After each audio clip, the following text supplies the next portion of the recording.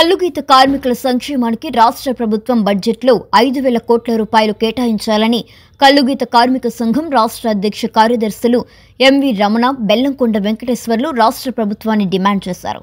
గత 3 రోజులుగా జరుగుతున్న కల్లుగీత కార్మిక సంఘం రాష్ట్ర 4వ మహాసభలు ఘనంగా ముగిశాయి.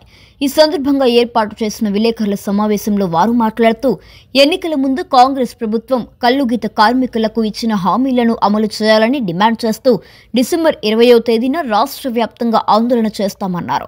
డిసెంబర్ 23వ తేదీన హైదరాబాద్ ఇందిరా పార్క్ వద్ద వేలాది మంది కల్లుగీత కార్మికులతో మహాధర్నా చేపడతామన్నారు. ఇక ప్రభుత్వం దిగి రాకుంటే అసెంబ్లీని ముట్టడి చేస్తామని హెచ్చరించారు. వృత్తిని ఆధునీకరించి నీరా తాటి ఈత ఉత్పత్తులను ప్రోత్సహించి యువకులకు ఉపాధి కల్పించడంలో కేంద్ర రాష్ట్ర ప్రభుత్వాలు ఘోరంగా వైఫల్యం చెందాయని విమర్శించారు. పేటలో 3 రోజుల పాటు నిర్వహించాం. మొదటి రోజు బహిరంగ సభ, రెండవ రోజు మహాసభలు నిర్వహించాం. ఈ మహాసభలు అత్యంత జయప్రదంగా నిర్వహించినటువంటి సూర్యాపేట జిల్లా కమిటీకి, అలాగే రాష్ట్ర వ్యాప్తంగా వచ్చినటువంటి గీతా కార్మికులందరికీ, అలాగే శ్రేయోభిలాషులకి మా యొక్క ధన్యవాదాలు తెలియజేస్తా ఉన్నాను. ఈ రాష్ట్ర మహాసభలో తీసుకున్నటువంటి కర్తవ్యాలు ఏవైతున్నాయో అవన్నీ కూడా ప్రభుత్వం దృష్టికి తీసుకెళ్తాం, పరిష్కారం చేయాలని చెప్పి అడుగుతాం. అయినా చేయకపోతే ఉద్యమ కార్యాచరణ కూడా ఈ మహాసభలో తీసుకోవడం జరిగింది.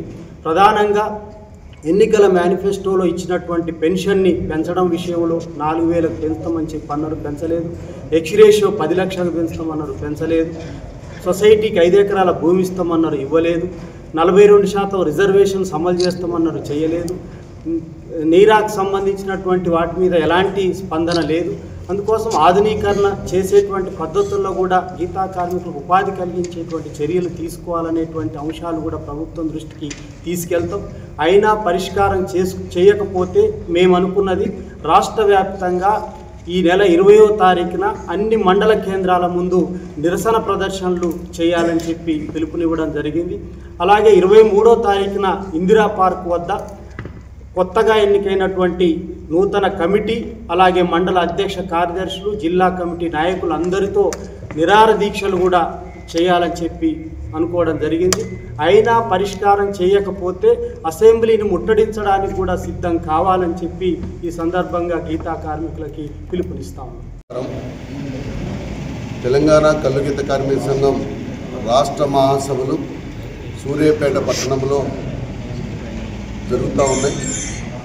ముఖ్యంగా మొదటి రోజు 28వ తారీఖున పెద్ద ఎత్తున 10,000 మంది కల్లుగీత కార్మికులు సూర్యాపేట పట్టణంలో కదం దొక్కి జూనియర్ కళాశాల గ్రౌండ్లో 10,000 మంది బహిరంగ సభకు హాజరు కావడం జరిగింది. ఇది రాష్ట్ర వ్యాప్తంగా రాష్ట్ర ప్రభుత్వం కానీ ఈ సమస్యలు పరిష్కరించడానికి ముందుకు రావాలని చెప్పి కదం దొక్కిన కల్లుగీత కార్మికులందరికీ ధన్యవాదాలు చెప్తాను.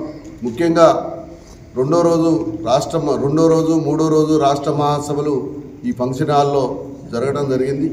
అదేవిధంగా ఒక 24 తీర్మానాలని రాష్ట్ర కమిటీ ఏకాగ్రయంగా ఆమోదించి రాష్ట్ర ప్రభుత్వం ముందుంచడానికి కూడా తీర్మానాలు చేయడం జరిగింది.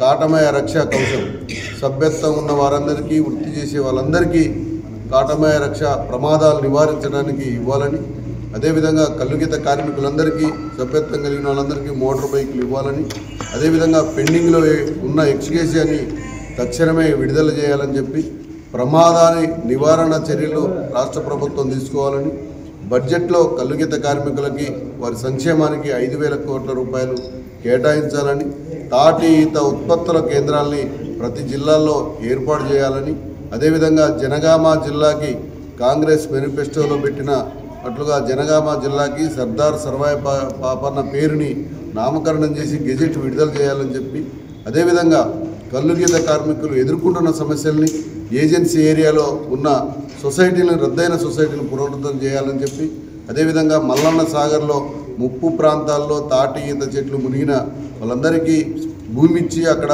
పొట్టి వంగనాలు నాటి ఆ సొసైటీలని ఏర్పాటు చేయాలని చెప్పి పలు తీర్మానాలు చేయడం జరిగింది. ఈ తీర్మానాల అమలు కోసం కల్లుగీత కార్మిక సంఘం రాష్ట్ర వ్యాప్తంగా కార్యక్రమం తీసుకుంటుంది.